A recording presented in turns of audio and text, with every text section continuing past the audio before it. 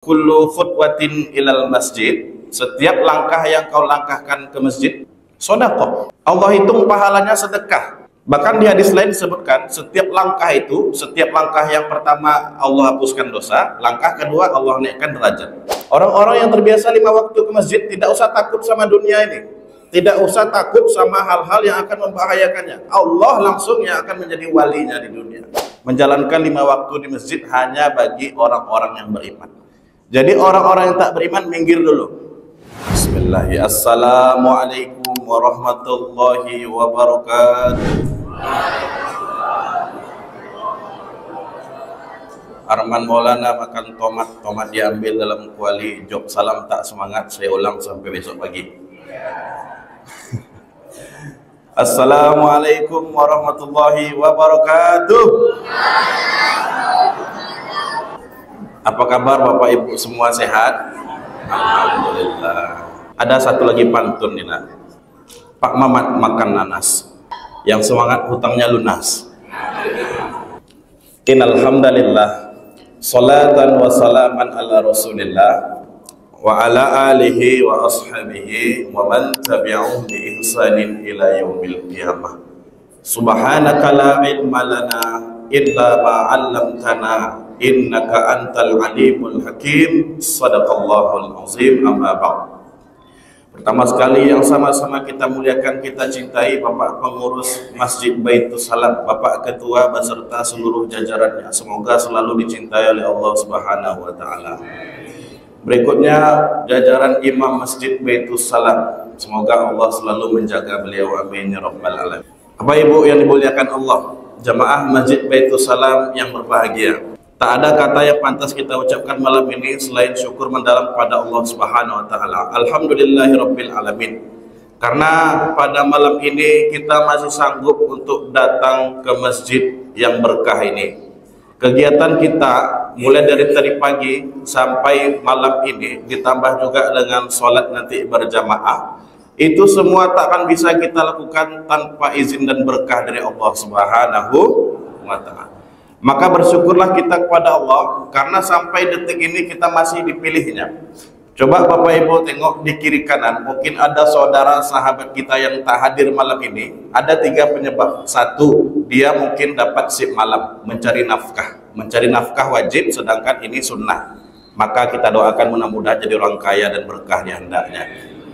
Yang kedua, tak datang dia malam ini karena apa? Mungkin saja dia karena sakit. Nah, kita doakan mudah-mudahan segera sembuh. Dan yang ketiga, kenapa dia tak datang? Mungkin saja sudah inna lillahi wa inna ilaihi raji'un. Jika ada saudara, abang, adik kita yang tak datang hari ini di luar dari 3 alasan yang tadi kami sebutkan, maka dia termasuk orang-orang yang sangat-sangat merugi. Betul, Bu? Karena pada malam ini, bulan ini Allah sudah membagikan berkah ampunannya. Malahan kita bermalas-malasan tak mau datang. Na'udzubillah min zalik.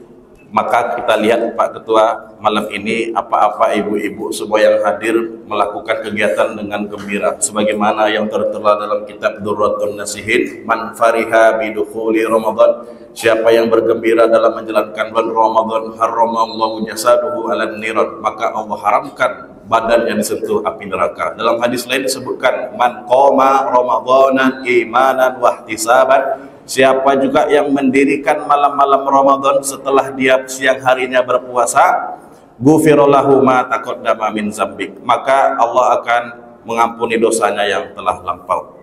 Bapak Ibu, bersalawat kita kepada Rasulullah, Ananda juga semuanya kita tambah berkah malam ini melalui salawat badar.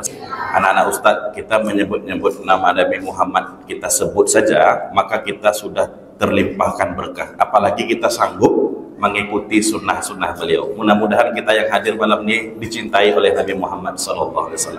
Amin ya rabbal alamin. Bapak Ibu kaum muslimin jamaah Masjid Baitus Salam yang berbahagia. Adapun judul yang telah ditetapkan oleh MUI Kota Pekanbaru, keutamaan sholat berjamaah. Mengenai keutamaan sholat berjamaah 5 waktu ke masjid, itu sudah Allah tuangkan dalam Al-Quran dan juga hadis Nabi Muhammad sallallahu alaihi. Contohnya dalam surat At-Taubah Allah berfirman, a'udzubillahi minasyaitonirrajim, Innama ya'muru masajidallah. Sesungguhnya orang-orang yang sanggup memakmurkan masjid, man amana billah wal yaumil akhir, adalah orang-orang yang beriman saja kepada Allah dan beriman kepada hari kiamat. Sama kayak menjalankan ibadah puasa, orang-orang yang sanggup menjalankan puasa dengan benar hanyalah orang-orang yang Makanya Allah firmankan dalam Al-Baqarah 183, ya ayyuhalladzina amanu kutiba alaikumussyam. Orang-orang yang beriman saja yang dipanggil untuk melaksanakan perintah puasa ini. Sama kayak perintah menjalankan 5 waktu di masjid hanya bagi orang-orang yang beriman. Jadi orang-orang yang tak beriman minggir dulu. Bapak Ibu, kita doakan anak-anak kita yang di sini, yang di belakang, jadi ustadz-ustazah hendaknya, amin. Jadi hafaz Quran, hafiz dan hufaz. Anak-anak ustadz, enak jadi ustadz tuh anak, enak. Nanti kamu mau ceramahnya panjang, mau ceramahnya pendek, turun dari sini, pulang, insya Allah dapat amal.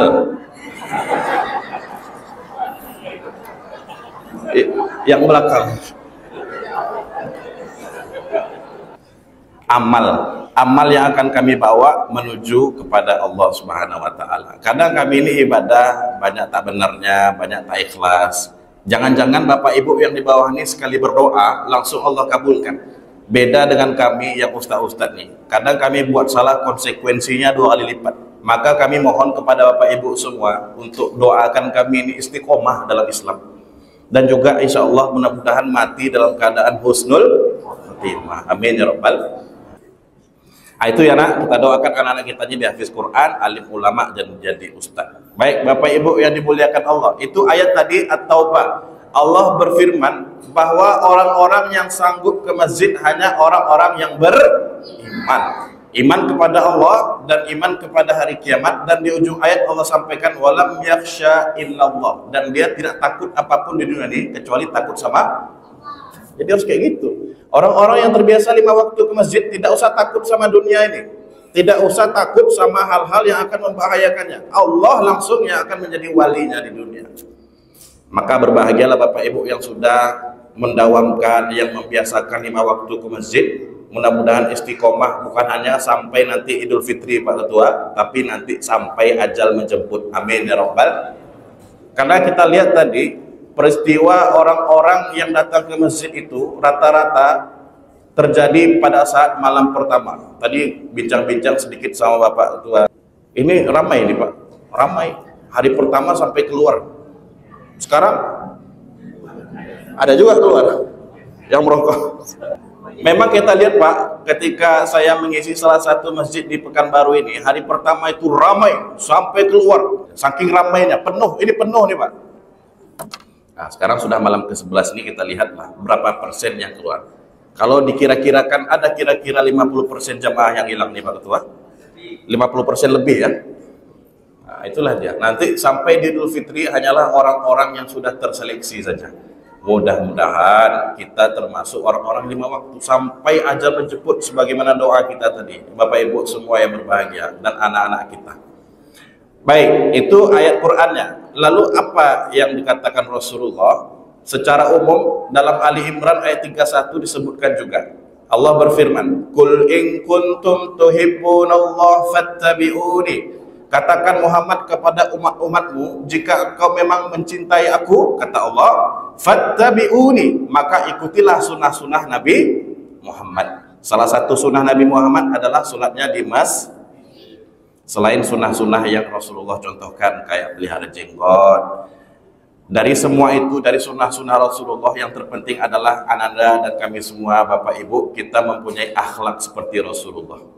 Innama bu'istu liutammima makarimal akhlak. Sesungguhnya Rasulullah diutus ke dunia ini hanya untuk menyempurnakan akhlak-akhlak manusia.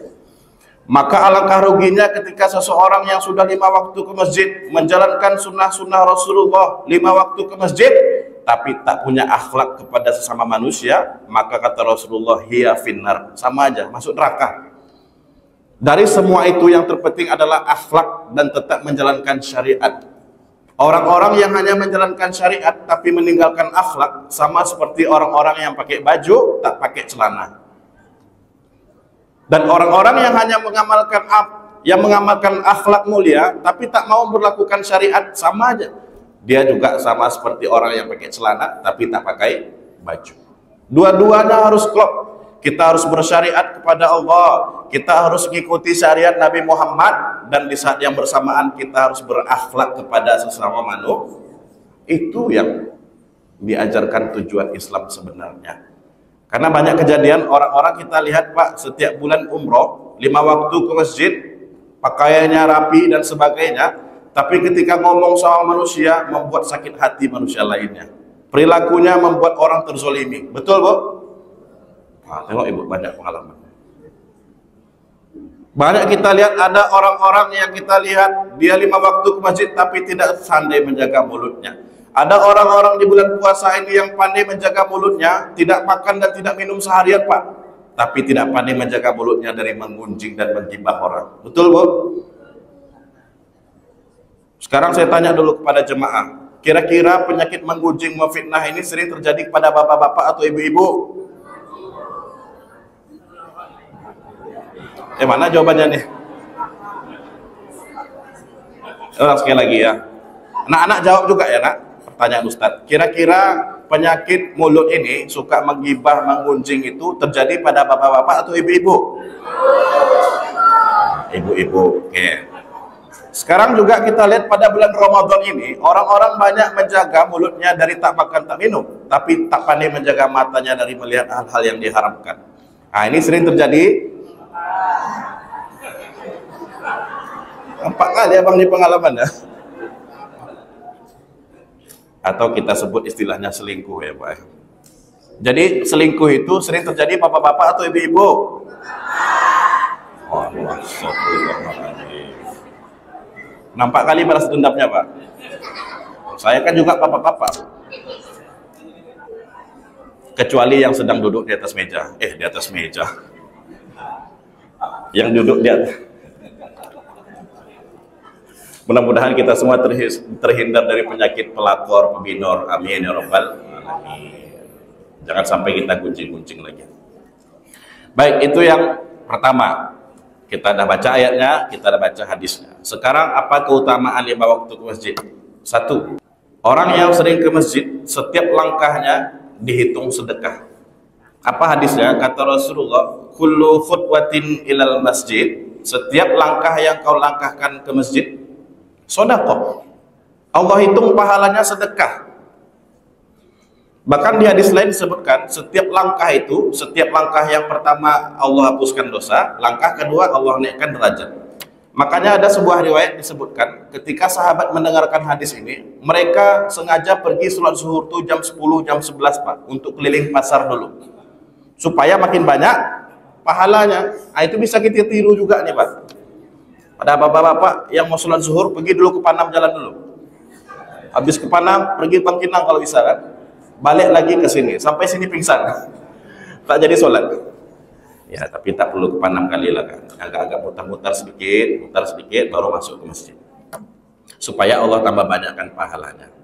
Itu ya nak. Jadi semakin banyak kau langkahkan kaki ke masjid, semakin tinggi derajatmu. Semakin Allah hapuskan dosa-dosamu. Itu yang pertama. Yang kedua, keutamaan sholat ke masjid. Orang yang selalu ke masjid 5 waktu bolak-balik merupakan tanda orang yang beriman. Kata Rasulullah dalam sebuah hadis, jika kau lihat ada seorang apa-apa yang ke masjid bolak-balik 5 kali sehari. 5 kali itu apa nak? Subuh. Apa lagi? Zuhur. 5 kali dia bolak-balik. Bahkan ada sebagian jemaah yang hari-hari tertentu, maghrib ke isya itu dia nak pulang lagi, ya Pak. Dia duduk di sini mengaji. Jika kau saksikan ada orang seperti itu, fashhad, kata Rasulullah, saksikanlah, huwa mukmin, dia orang yang beriman. Maka jika ada anak-anak muda yang sanggup seperti itu, salut kita Pak. Kebanyakan sekarang yang menjaga 5 waktu di masjid itu adalah apa-apa, nenek-nenek. Kau mudanya kemana? Mabar, main FF, ya kan? Nongkrong, turu, ya. Banyak kaum rebahannya sekarang. Ngerumpi, ya. Oleh karena itu nak, Kamu kalau sanggup 5 waktu menjaga ke masjid, maka itulah tanda-tanda orang yang beriman. Yang ketiga, yang terakhir, sebenarnya banyak Pak, tapi kalau kita sampaikan semua nanti akhirnya subuh pula kita pulang. Nah, jadi sampaikan 3 saja. Apa keutamaan kita ke masjid yang ketiga? Keutamaan ke masjid yang ketiga sudah pasti kita terhindar dari api neraka. Pernah suatu ketika Rasulullah habis sholat berjamaah menjadi imam. Lalu assalamualaikum warahmatullahi wabarakatuh. Rasulullah nengok ke belakang. Jemaahnya sedikit, sahabat-sahabat pada nggak datang. Di mana fulan? Mana fulan? Ngamuk Rasulullah. Sampai-sampai Rasulullah bilang, besok jangan kalian ulang lagi. Kalau kalian sholat di rumah lagi, maka aku bakar rumah kalian, kata Rasulullah. Ya, orang-orang yang selalu ke masjid terhindar dari api.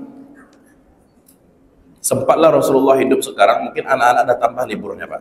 Karena apa? Bertambah hotspot di Riau. Banyak sekali kaum muslimin sekarang yang sholatnya di banyak rumah yang dibakar oleh Rasulullah. Dan ini juga menjadi kesempatan kita ketika kita meninggal besok. Bapak Ibu yang punya anak, ketika kita nanti sedang dikubur, kita mengharapkan doa anak. Bagaimana dia tidak doakan kita? Kita tak pernah didik dia. Ajarkan dia jam 4 dah bangun, mandi, lalu arahkan ke masjid. Apalagi yang laki-laki.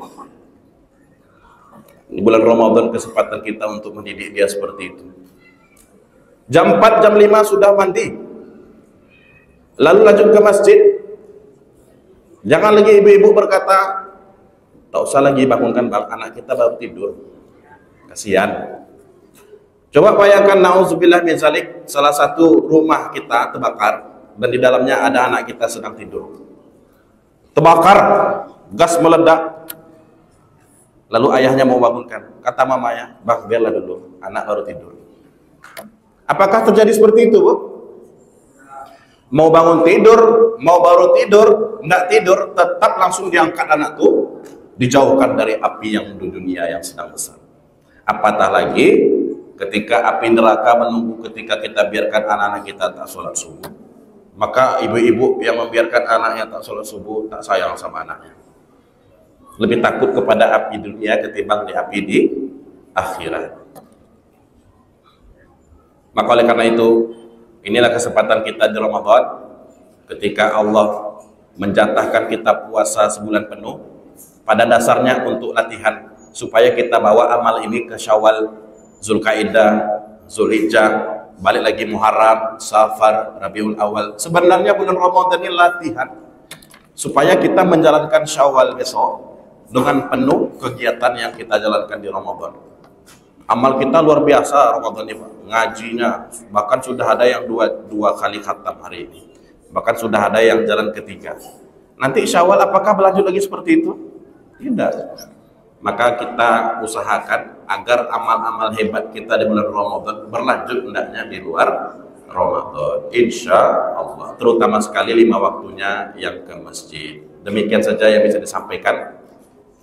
Alhamdulillah, terima kasih Bapak Ibu. Mohon maaf, kita baca doa. Subhanakallahumma wa bihamdika asyhadu an la ilaha illa anta astaghfiruka wa atubu ilaik. Wassalamualaikum warahmatullahi wabarakatuh.